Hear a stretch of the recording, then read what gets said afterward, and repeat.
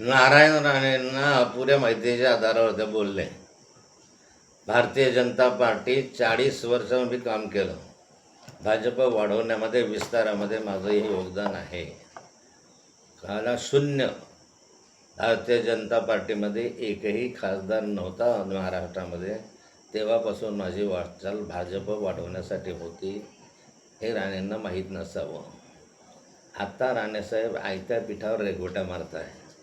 जो भाजप वाढला ते वाढल्यानंतर राणेसाहेब या पक्षामध्ये आले काँग्रेसमधून. आणि आत्ता ते बोलता इतके बोलायला लागले की आपल्या पक्षाचं बोलताना 3 वेळा मोदी मोदी मोदी म्हणजे फक्त मोदींचं समर्थन करणं एवढंच काम ठेवलं. आपलं स्वतःचं कर्तृत्व ते या ठिकाणी दाखवू शकले नाही. आणि म्हणून त्यांना मंत्रिमंडळातनं काढलं, मला नाही काढलं. मी तर एका मतभेदामुळे बाहेर स्वतःहून पडलो. राजीनामा दिला. मी पक्षाचा राजीनामा दिला आणि बाहेर पडलो. राणेसाहेबांना मी सांगू इच्छितो की आज जो भाजप आहे त्या भाजपवर तुम्ही आज उड्या मारताय. तो भाजप नाथाभाऊ यांच्या काही मदतीमुळे, काही योगदानामुळे, काही अंश तरी माझी मदत त्याच्यासाठी झालेली आहे. आणि त्यामुळे आपण जे बोलता आहे ते योग्य नाही आहे. आणि या संदर्भात मी सांगू इच्छितो की मी बोलत असताना मी म्हटलं आहे की उशिरा सुचलेलं शहाणपण आहे. परंतु पंतप्रधानांनी केलेलं आवाहन आहे त्याचं आपण पालन केलं पाहिजे असं मी म्हटलेलं आहे. उलट पंतप्रधानांचं आव्हान मी पालन केलं पाहिजे. मी उगाच कोणाची तरी तारीफ करणं, मोदी मोदी मोदी 3 वेळा म्हणणं असं नाही केलं. त्याच्यामध्ये माननीय पंतप्रधानांचं आव्हान आहे त्याचं आपण पालन करावं असं मी म्हटलेलं आहे.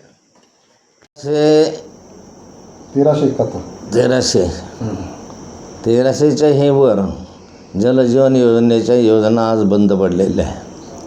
आणि या बंद पडल्याचे काही कारण आहे. हे बंद पडलं नुसतं आम्हाला जलजीवन योजना घरोघर पाणी न्यायचं आहे म्हणून घाईघाईमध्ये केल्या. उद्भव नसताना पाईपलाईन टाकले गेले. प्रत्यक्ष उद्भव नंतर खोदला त्या ठिकाणी पाणी लागलं तर नाही.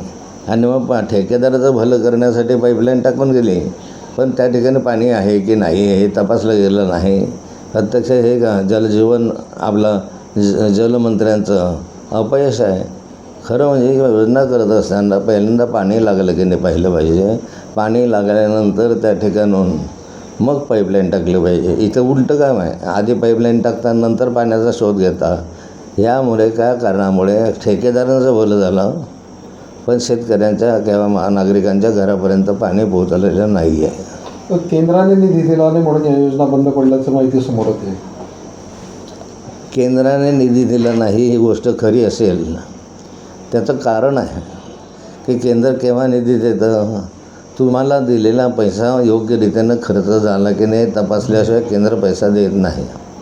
या ठिकाणी जर 1373 योजना बंद असतील तुम्ही त्याला सुरूच करू शकत नसालही पुढच्या कालखंडात कारण दुर्दैव नाही आहे तर मग तुम्हाला पैसा देऊन काय करायचं आहे. केंद्राचं म्हणणं असतं की आधी मी दिलेला पैसा खर्च करा, योग्य रीतीने खर्च करा, नंतर आम्ही पैसा देतो. केंद्र पैसे द्यायला तयार असे माझी माहिती आहे. भाऊ, पंतप्रधान नरेंद्र मोदी म्हणत आहेत की वर्षभर सोने खरेदी करू नका. यावरूनच राहुल गांधी म्हटलेले आहे की मोदींचे सल्ले नव्हे तर नाकारतेपणाचे पुरावे असं राहुल गांधी म्हणत आहेत. नाही ठीक आहे. मोदींचे परिस्थितीनुसार मोदीजी आज बोललेले आहे. फार पूर्वी 3 महिन्यापूर्वी युद्ध सुरू व्हायच्या आधी ही परिस्थिती नव्हती. आणि युद्ध सुरू झाल्यामुळे युद्धाचे जे परिणाम जगाला भोगावे लागतात ते आज भाजप देशाला, आपल्या भारत देशाला भोगावे लागत आहे. आणि त्यामुळे असं म्हणता येत नाही परिस्थितीनुसार पंतप्रधानांना आज बोलावं लागलं. कदाचित ही परिस्थिती युद्ध नसतं तर त्यांना बोलावं लागलं नसतं. राज ठाकरे म्हणतात की चुका तुमच्या मात्र जनतेला का भुर्दंड भोगावा लागतोय.